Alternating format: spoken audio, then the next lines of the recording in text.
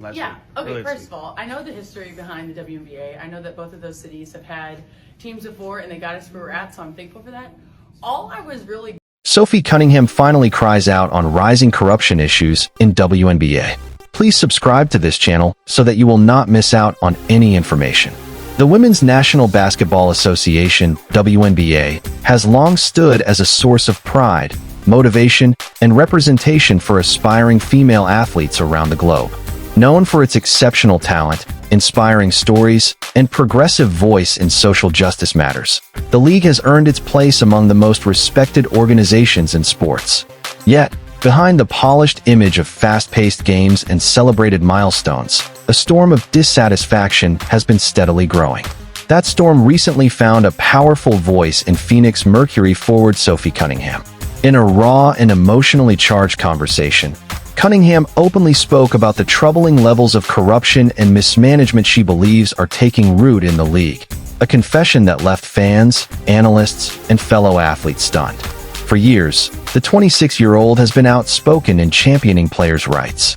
But this time, her words carried an urgency and pain that revealed just how much she has been holding back.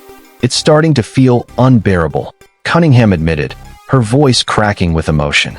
"I've loved this league since the day I entered it.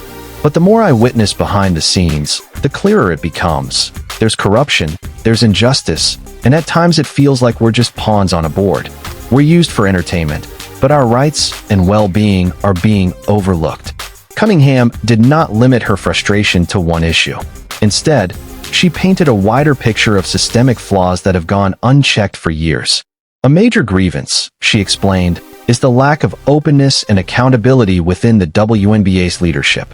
While the relatively small size of the league fosters a sense of community, Cunningham argued that this closeness also creates space for favoritism, poor oversight, and questionable decision-making. "I've watched teammates traded or released without any clear reason," she said with teary eyes. "Coaches and executives get shuffled around in secrecy, and players are left with no answers. It's as if we're livestock, bought and sold without any control over our futures." Another recurring frustration for Cunningham is player pay. Despite growing media exposure, rising viewership, and increased revenue streams, many WNBA players still feel their compensation does not reflect their contributions or the sacrifices they make. "It's absurd that we're still battling for fair salaries and basic conditions," Cunningham declared, her tone shifting from sorrow to anger. "We're not demanding the impossible. We just want to be respected for the work we put in. Dignity should not be up for negotiation." Beyond finances, Cunningham raised alarms about how the league handles players' safety and long-term health. With awareness of concussions and other lasting injuries now at the forefront in sports, she argued that the WNBA has not done enough to protect its athletes. "I've seen teammates go down with concussions, and it's terrifying," she noted gravely. "The pressure to return quickly is overwhelming, and the emotional weight it places on players is just as damaging as the physical injuries. Too often, it feels like the league only sees us as bodies to keep the game running." Her remarks reflect a wider sense of unease shared across the league.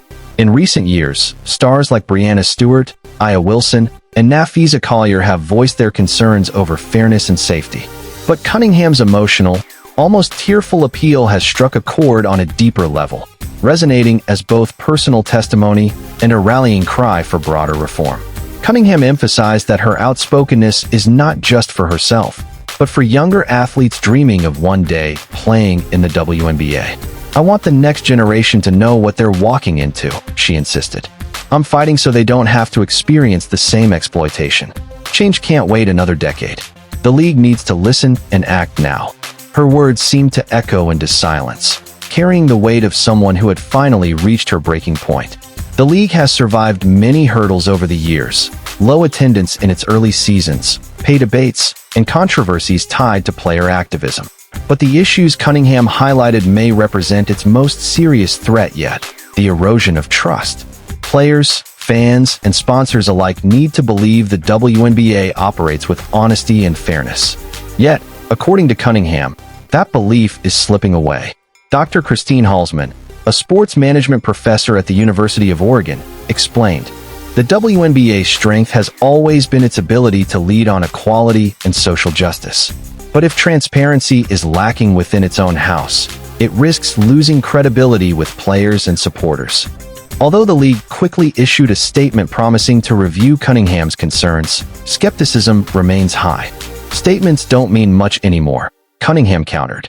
What matters is real, visible action. Until then, I won't stay quiet. For the WNBA to restore trust, several changes could be pursued. Stronger accountability mechanisms in leadership decisions, fairer contract and salary structures, and improved safety protocols are among the top demands. Expanding player involvement in decision-making may also prove vital for lasting reform.